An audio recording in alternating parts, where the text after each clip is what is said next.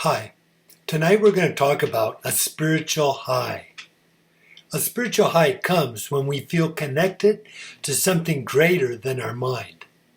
Moments of divine elevation come from our consciousness or spirit. Our ordinary life fades away and a profound sense of transcendence takes over. These spiritual highs are characterized by an immense feeling of peace, joy, and unity with a higher power. They come in different ways. A flash of clarity, a strong feeling of peace, or the awe of nature when our heart feels lighter and our mind is clear. Our spirit awakens to the high, arrives, then fades away. The good thing is we can integrate their wisdom into our life, not just seek them. Our spiritual experiences are cultivated with mindfulness, gratitude, engagement in our community so that they become more frequent and meaningful. This builds a lasting spiritual life where highs are not fleeting feelings, just peaks, but are stepping stones for greater fulfillment. Einstein said, "The most beautiful experience we can have is the mysterious, the fundamental emotion which stands at the cradle of true art and true science." Swami Vivekananda said, "You have to grow from the inside out. None can teach you, none can make you spiritual. There is no other teacher but your own soul." Herman Hesse said, "Within you, there is a stillness and a sanctuary to which you can retreat at any time and be yourself." The high underscores the importance of being in the present, enjoying the present high rather than thinking of the past or worrying about the future. The high comes because we embrace the here and now in a personal moment of bliss. It cultivates inner wisdom and self-awareness instead of searching externally for pleasure. The high comes from releasing fear and embracing love as a guiding force, shifting our life perspective from doubt and anxiety to openness and compassion. Inner peace and spiritual high is always available. Even when there is external chaos, we can get high through mindfulness and self-reflection as they connect us to our true self, as we find peace in our unit consciousness. Love is involved because it hooks up our unit consciousness to the collective consciousness. Teilhard de Chardin said, "We are not human beings having a spiritual experience. We are spiritual beings having a human experience." Wayne Dyer said, "You are an infinite spiritual being having a temporary human experience." Rumi said, "When you do things from your soul, you feel a river moving in you, a joy." Listening to the soul, our inner consciousness is cultivating fulfillment within, not chasing validation outside.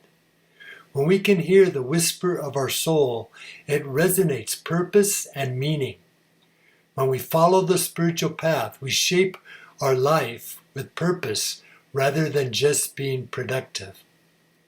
Listening to the whisper in a noisy room takes spiritual practice, but when setbacks come, they become lessons rather than roadblocks. Living in alignment with our consciousness allows us to embrace our true self and not conform to expectations. It assists with understanding our emotions, desires, and fears more clearly, sparking personal growth. It gives us the power, undisguised truth that is often drowned out with external pressures. The challenge is quieting the noise which is external and internal, long enough to hear what the soul is communicating. Wisdom emerges when we allow ourselves to pause and listen. Ram Dass said, "The quieter you become, the more you can hear." Rumi said, "Listen to silence. It has so much to say." Eckhart Tolle says, "Stillness is the key to everything." Silence is not empty. It can give us solutions and answers when we have problems. It has a way of revealing to us what we often overlook. When distractions fade and stillness sets in, we gain access to deeper knowledge. Clarity emerges so we can hear our own thoughts. Then our connections deepen within ourselves, the world, and our problems, creating space for awareness and presence. Then we become aware of our feelings and thoughts that we buried or ignored.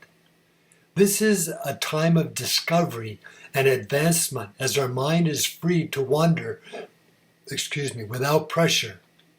This is like still water reflecting everything perfectly. Our minds do the same in stillness as we find answers we were not expecting. True spirituality comes from releasing fear and embracing love as a guiding force, as our mind shifts from doubt and anxiety to openness and compassion. This exploration gives us creativity that helps us to uncover deeper truths, wonder, and curiosity for both spiritual and intellectual realization. This peace is always available despite the chaos around us. So with mindfulness and reflection, we can reconnect or connect with our spirit to find peace in any situation. Rumi said, "Let silence take you to the core of life." Gandhi said, "Spiritual relationships are far more precious than physical." Physical relationship is divorced from spiritual in body without soul. Deepak Chopra said, "The world sometimes feels like an insane asylum. You can decide whether you want to be an inmate or pick up your visitor's badge. You can be in the world but not engaged in the melodrama of it. You can become a spiritual being having a human experience thoroughly and fully." Thank you.